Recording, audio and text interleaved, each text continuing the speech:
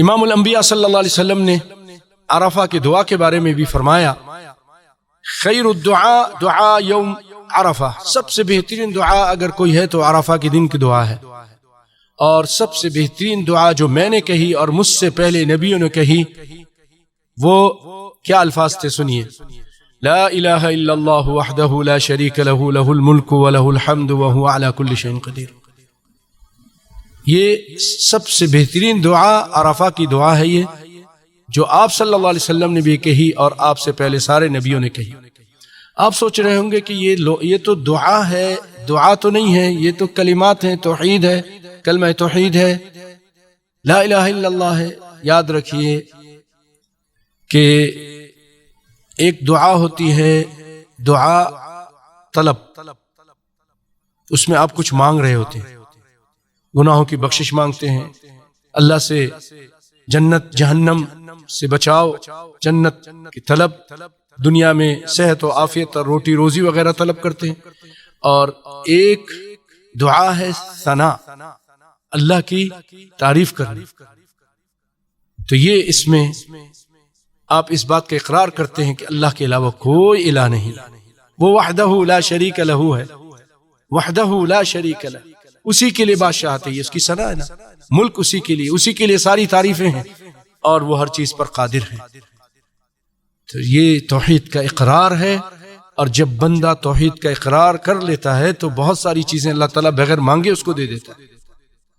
اگر بندہ اپنے اس کلمے میں پکا ہے، سچا ہے، یقین کے ساتھ کہتا ہے اور اس پر ایمان رکھتا ہے اور وہ اسی عقیدے پر مر گیا تو سیدھا جنت میں جائے۔ یہ کلمہ جیسا کہ ایک روایت میں اس طرح بھی ہے کہ ایک آدمی بہت گناہگار ہوگا، 99 رجسٹر اس کے گناہوں سے بھرے ہوں گے، تو وہ بہت گھبرائے گا، پریشان ہوگا، تو اللہ تعالیٰ اس کو فرمائے گا کہ آؤ ترازو کے پاس چلتے ہیں، وزن کرتے ہیں، تمہارے ایک نیکی میرے پاس۔ پھر حدیث میں ہے کہ اللہ تعالیٰ ایک بطاقہ نکالے گا، بطاقہ، ایک کارڈ، ایک پرچی، اس کے اوپر اس میں کیا لکھی ہوگی؟ لا الہ الا اللہ، یہ کلمات لکھے ہوں گے، کلمہ توحید لکھا ہوگا۔ اللہ اکبر، وہ کہے گا یہ پرچی، یہ 99 گناہوں کے رجسٹر کے سامنے اس کی کیا حیثیت ہے، کیا کرے گی؟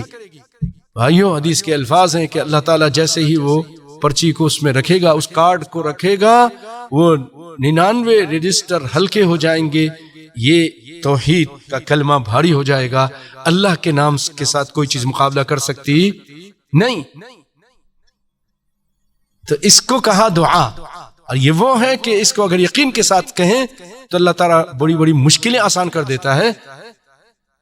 یونس علیہ السلام نے سمندر میں مچھلی کے پیٹ میں جب آپ وہاں قید ہو گئے تھے تو کیا مانگے، کون سی الفاظ کہے تھے؟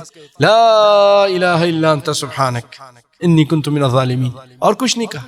اللہ کی وحدانیت کا اقرار کیا، اپنے تقصیر اور اپنے گناہ کا اقرار کیا، بس نہیں مانگا کہ اللہ مجھے آپ اس سے نجات دیں۔ اللہ نجات دی کہ نہیں دی؟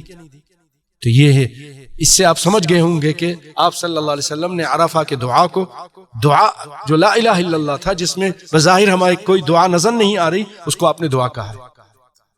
توحید آپ اپنی اچھی کر لیں، اللہ تعالیٰ آپ کو بغیر مانگے دے گا، دنیا میں بھی دے گا، آخرت میں بھی دے گا، توحید میں پکے ہو جائیں۔